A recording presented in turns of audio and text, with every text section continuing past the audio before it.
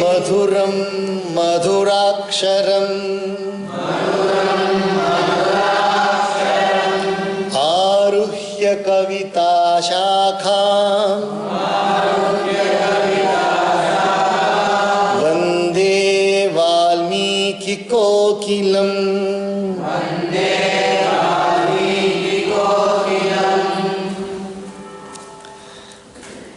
Page 68.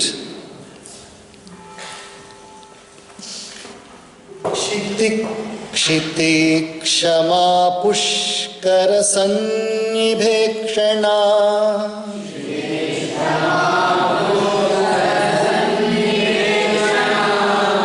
या रक्षिता राघव लक्ष्मणाभ्याम्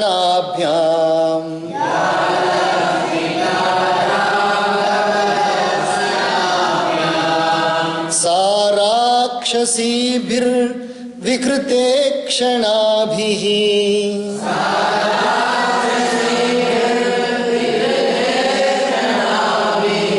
संरक्ष्यते सम्प्रति वृक्षमूले।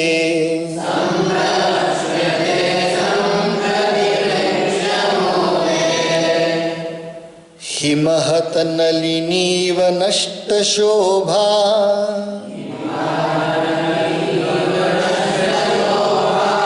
व्यसन परंपराय परंपरया निपीड्यमाना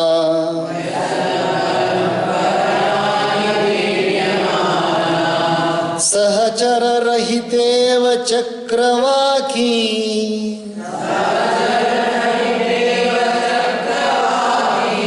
जनक सुता कृपणां दशां प्रपन्ना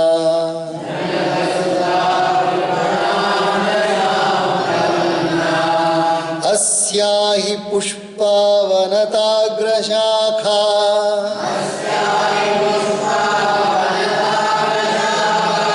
शोकं दृढं वै जनयन्यशोका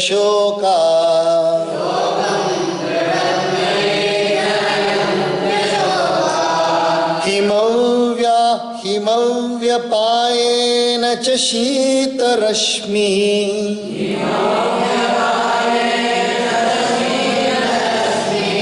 अभ्युत्थितो नैकसहस्ररश्मिः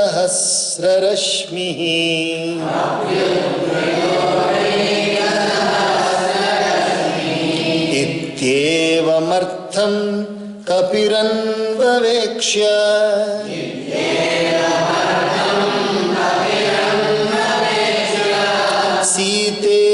सीतेयमित्येव तु जातबुद्धिः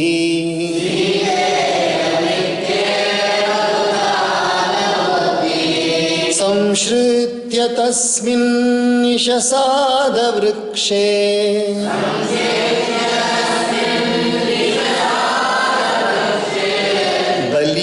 बलिहरीणां ऋषभस्रतरस्वी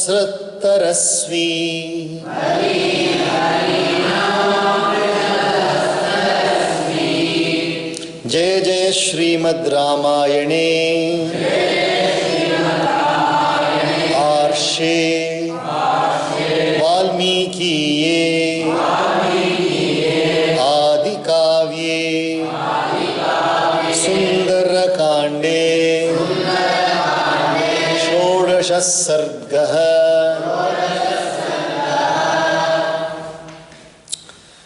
That very Sita of golden limbs, ever given to speaking with a sweet smile and undeserving of woes, who contented as she was with fruit and roots alone, and devoted to the service of her husband, experienced the same degree of supreme felicity in the forest as in her own royal abode, is undergoing the suffering here.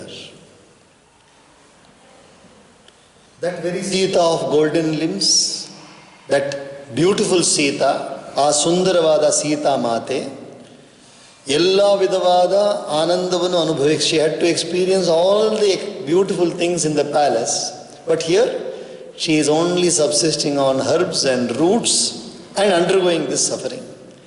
ಅಲ್ಲಿ ಅರಮನೆಯಲ್ಲಿ ಆನಂದವಾಗಿರಬೇಕಾಗಿರೋ ಸೀತಾಮಾತೆ ಇವಾಗ ತುಂಬ ದುಃಖದಲ್ಲಿ ಈ ಅಶೋಕ ವನಿಕೆಯಲ್ಲಿ ಬರೀ ಗಿಡಮೂಲಿಕೆಗಳನ್ನು ತಿನ್ನುಕೊಂಡು ವಾಸ ಮಾಡ್ತಾ ಇದ್ದಾರೆ, ಕಷ್ಟಪಡ್ತಾ ಇದ್ದಾರೆ. ಎಲ್ಲಿರಬೇಕಾಗಿತ್ತು? ಅರಮನೆಯಲ್ಲಿರಬೇಕಾಗಿತ್ತು.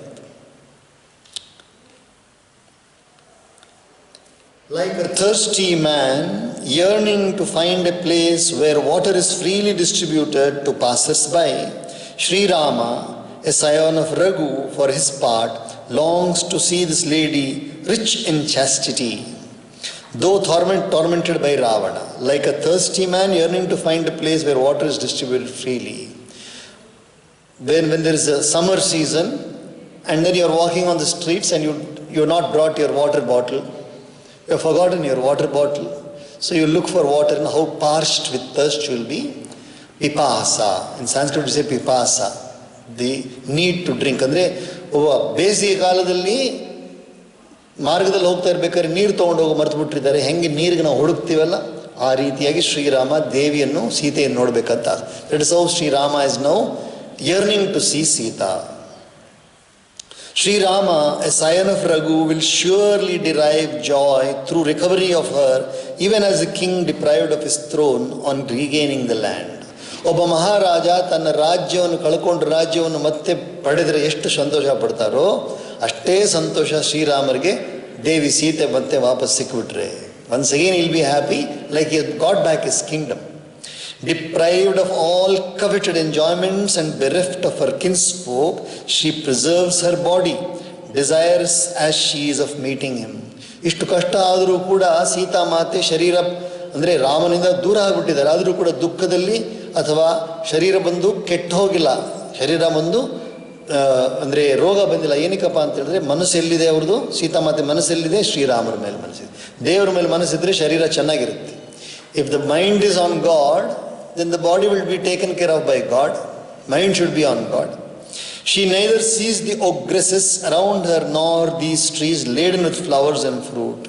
ಆಕೆ ಕಣ್ಣಿಗೆ, ಸೀತೆ ಕಣ್ಣಿಗೆ ಈ ಮರಗಳು ಕಾಣಿಸ್ತಾ ಇಲ್ಲ, ಅಲ್ಲಿರೋ ಹಣ್ಣುಗಳು ಕಾಣಿಸ್ತಾ ಇಲ್ಲ, ಬರೀ ರಾಮನೇ ಕಾಣಿಸ್ತಾ ಇದ್ದಾರೆ. She is able to see only, ರಾಕ್ಷಸಿಗಳು ಕೂಡ ಕಾಣಿಸ್ತಾ ಇಲ್ಲ. She is not able to see even the ogresses. That means when we are absorbed in an activity, the senses don't work. When the mind is absorbed in a good activity, the senses don't work. ನಮ್ಮ ಮನಸ್ಸು ಎಲ್ಲಾದರೂ ಇದ್ದರೆ, ಮನಸ್ಸು ಪೂರ್ತಿ ದೇವರಲ್ಲಿದ್ದರೆ ಅವಾಗ ಗಂಟೆ ಹೊಡೆದ್ರು ಕೇಳಿಸಲ್ಲ, ಗಂಟೆ ಹೊಡೆದ್ರು ಕೂಡ ಕೇಳಿಸಲ್ಲ ಅಂತಾನೆ. ಎಷ್ಟೋರಿಗೆ ಕೇಳಿಸಲ್ಲ, ಗೊತ್ತೇ ಆಗೋಲ್ಲ. ಯಾಕೆ? ಮನಸ್ಸು ಎಲ್ಲೋ ಬೇರೆ ಕಡೆ ಇದೆ. With her heart centred on one object alone, she undoubtedly behold Shrirama alone all the time. ಸೀತಾಮಾತೆಯ ಹೃದಯ ಎಲ್ಲಿದೆ ಇವಾಗ? ಶ್ರೀರಾಮರ ಮೇಲೆ ಮನಸ್ಸಿರೋದ್ರಿಂದ ಆಕೆಗೆ ಬೇರೆ ಏನೂ ಕಾಣಿಸ್ತಾ ಇಲ್ಲ. All the time she seeing Sitaram only. ಗೋವಿಂದೇತಿ ಸದಾ ಧ್ಯಾನ, ಶ್ರೀರಾಮೇತಿ ಸದಾ ಧ್ಯಾನಂ, ಶ್ರೀರಾಮೇತಿ ಸದಾ ಜಪಂ, ಶ್ರೀರಾಮೇತಿ ಸದಾ ಸ್ನಾನಂ, ಸದಾ ಶ್ರೀರಾಮ ಕೀರ್ತನಂ. ಗೋವಿಂದೇತಿ, ಶ್ರೀರಾಮ ಓನ್ಲಿ, ನಿರಂತರ. Indeed, the husband is the greatest adornment for a woman, greater even than an ornament. Even vice versa. Even vice versa also. ಪತಿ ಪತ್ನಿಯರು ಒಬ್ರಿಗೊಬ್ರು ತುಂಬ ಬೇಕಾದವರು ತಾನೆ.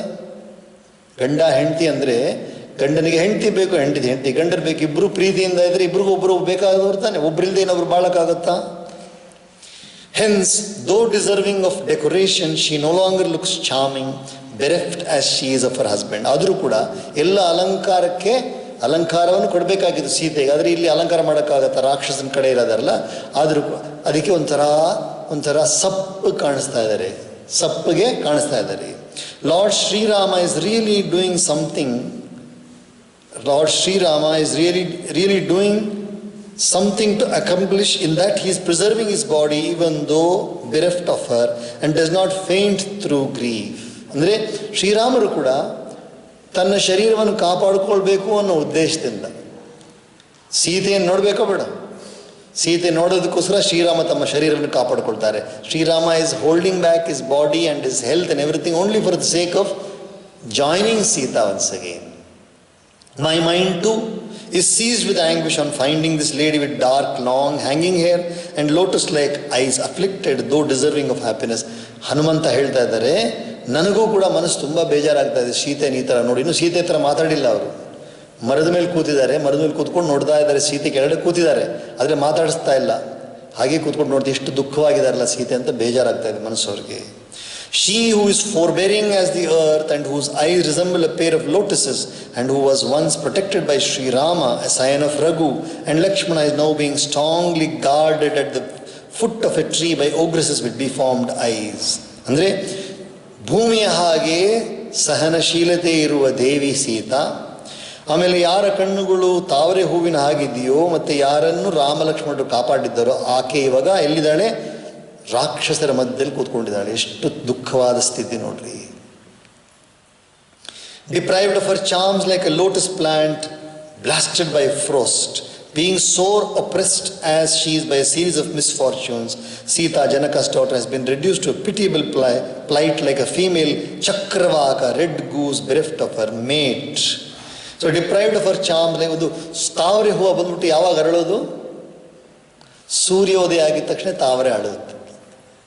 The lotus blossoms, opens out the moment sun rises. Such a beautiful relationship the lotus has got with the sun. ರಾತ್ರಿರ್ ಗಮಿಷ್ಯತಿ ಭವಿಷ್ಯತಿ Suprabhatam ಭಾಸ್ವಾನ್ ಉದೇಶ್ಯತಿ ಹಸಿಷ್ಯತಿ ಪಂಕಜಶ್ರೀ. ರಾತ್ರಿರ್ ಗಮಿಷ್ಯತಿ, ರಾತ್ರಿ ಆಗಿದ ತಕ್ಷಣ ತಾವರೆ ಹೂವು ಮುಚ್ಕೊಂಡ್ಬಿಡುತ್ತೆ. ರಾತ್ರಿ ಆಗಿದ ತಕ್ಷಣ ತಾವರೆ ಏನು ಮಾಡುತ್ತೆ? ಮುಚ್ಕೊಂಡ್ಬಿಡುತ್ತೆ. ಬೆಳಗಾಗಿದ ತಕ್ಷಣ ಮೆಲ್ಲಗೆ ಹರಡುತ್ತೆ. ರಾತ್ರಿರ್ಗಮಿಷ್ಯತಿ, ರಾತ್ರಿರ್ಗಮಿಷ್ಯತಿ ಭವಿಷ್ಯತಿ Suprabhatam ಭಾಸ್ವಾನ್ ಉದೇಶ್ಯತಿ, sun will rise, hasishyati pankajashri, pankaja will smile. The moment it sees, even the first rays of the sun falls, the lotus will start blossoming out, blooming beautifully. Same way ಇಲ್ಲೇನಾಗಿದೆ, ಸೀತೆಯ ಮುಖ ಬಂದ್ಬಿಟ್ಟು ಆನಂದವಾಗಿರ್ಬೇಕಾಗಿತ್ತಲ್ಲ, ಆದರೆ ಸೂರ್ಯ ಯಾರು? ರಾಮ. ರಾಮ ಎಲ್ಲಿದೆ? ಬಾಡ್ ಹೋಗಿದ್ದಾರೆ. Frost means cold. The frost is the cold morning dew. If it becomes very heavy, it becomes frost. ಅಂದರೆ ice ಬಿದ್ದಂಗೆ. Ice ಬಿದ್ದುಬಿಟ್ರೆ ತಾವರೆ ಹೂವು ಅರಳಲ್ಲ. ಆ ಥರ ದೇವಿ ಮುಖ ಬಂದ್ಬಿಟ್ಟು ತುಂಬ ಇದಾಗಿದೆ. ಆಮೇಲೆ ಚಕ್ರವಾಕ ಎಂಬ ಒಂದು ಕೆಂಪು ಬಣ್ಣದ ಬಾತುಕೋಳಿ ಇದೆ. ಆ ಬಾತುಕೋಳಿ ಬಂದ್ಬಿಟ್ಟು ಯಾವಾಗಲೂ ಜೋಡಿಯಾಗಿರುತ್ತೆ. ಆ ಜೋಡಿನಲ್ಲಿ ಒಬ್ಬರನ್ನ ಬೇರೆ ಮಾಡಿಬಿಟ್ರೆ ಇನ್ನೊಂದು ಬಾತುಕೋಳಿ ತುಂಬ ಬೇಜಾರು ಮಾಡಿಕೊಡುತ್ತೆ. If you separate two geese, the one they will be very, very sad when they are separated. Indeed, the Ashoka trees with the ends of their boughs bent under the weight of their blossom actually cause immense grief to her, while due to the close of winter marked by the advent of spring, the moon with its cool rays has grown fierce like the myriad rayed sun. Ashoka ವೃಕ್ಷಗಳು ತುಂಬ ಸುಂದರವಾಗಿ ಬಾಗ್ತಾ ಇದೆ. ಒಂದು ಚೆನ್ನಾಗಿರೋ ಮರ ನೋಡಿದ್ರೆ ಮನಸ್ಸು ಸಂತೋಷ ಆಗುತ್ತಾ ಇಲ್ಲ? ಒಳ್ಳೆ ಮರವನ್ನು ನೋಡಿದ್ರೆ ಮನಸ್ಸು ಸಂತೋಷ ಆಗುತ್ತಾ ಇಲ್ಲ ಏನಪ್ಪ? ಆದರೆ ಸೀತೆ ಮನಸ್ಸು ಸಂತೋಷ ಆಗ್ತಾ ಇಲ್ಲ. Even though it's so beautiful, the trees are beautiful, she is not able to relish that one. ಆಮೇಲೆ ಚಂದ್ರ ಬಂದ್ಬಿಟ್ಟು ಸಾಮಾನ್ಯವಾಗಿ ಬೆಳ್ಳಗಿರ್ತಾರೋ ಕೆಂಪಗಿರ್ತಾರೋ? ಚಂದ್ರ ಯಾವ ಬಣ್ಣ ಇರ್ತಾರೆ? ಸೂರ್ಯ ಕೆಂಪಗಿರ್ತಾರೆ, ಅರ್ಶಿಣ ಬಣ್ಣನೂ ತುಂಬ ಜೋರಾಗಿ ಬೆಂಕಿ ಥರ ಇರ್ತಾರೆ. ಆದರೆ ಇವತ್ತು ಸೀತಾದೇವಿಗೆ ಚಂದ್ರ ಕೂಡ ಕೆಂಪಗೆ ಕಾಣಿಸ್ತಾರೆ. Even Chandrama, even the moon is looking red in color because of her anguish in the heart. Duly considering his interest, the mighty Hanuman, the foremost of monkeys, who was full of impetuosity and who for his part felt convinced that she was Sita, remained firmly seated on that tree. ಇವಾಗ ಸೀತೆ ಮಾತೆಯನ್ನು ನೋಡಾಯಿತು, ಅದಕ್ಕೋಸ್ಕರ ಹನುಮಂತ ಬಂದು ಸಂತೋಷವಾಗಿ ಅಲ್ಲೇ ಕೂತ್ಕೊಂಡ್ಬಿಟ್ರು. ಎಲ್ಲಿ ಕೂತ್ಕೊಂಡ್ಬಿಟ್ರು? ಆ ಮರದ ಮೇಲೆ ಕೂತ್ಕೊಂಡು ಕಾಣಿಸ್ತಾ ಇದ್ದಾರೆ, ಸೀತಾದೇವಿ ಕಾಣಿಸ್ತಾ ಅದಕ್ಕೂ ಅಲ್ಲೇ ಕೂತ್ಕೊಂಡ್ಬಿಟ್ರು. Thus, the canto 16 in the Sundarakanda of the glorious Ramayana of Valmiki, the work of a Rishi and the oldest epic. We'll pause here today. Illi Viram Marana, Sri Ramcharitmanas, Sri Ramcharitmanas.